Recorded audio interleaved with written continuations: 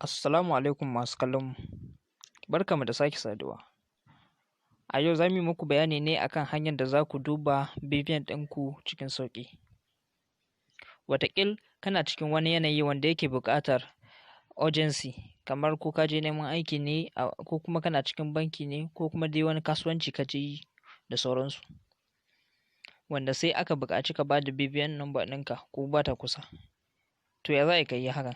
Haka ba da BVN ɗin. Abin da za ka yi kawai shine za ka ɗauki wayanka wanda ka yi rijista da ita, kana ɗauka sai ka danna *565#.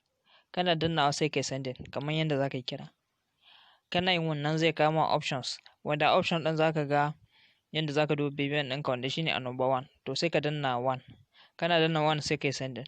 Kana sending ɗin 1 ɗin nan, a screen ɗinka zai kawo ma BVN number ɗinka, sannan kuma za su turo ma ta phone number haka ta kira, ta message, wanda suna turo maka. Abin da za ka yi shine kawai ka kwafa sai ka bayar a inda ake buƙata. To wannan ita ce hanya mafi sauƙi wanda za ka duba BVN ɗinka cikin kwanciyar hankali ba tare da wani matsala ba. Idan wannan bidiyon ya muku, muna son ku danna alamar subscribe.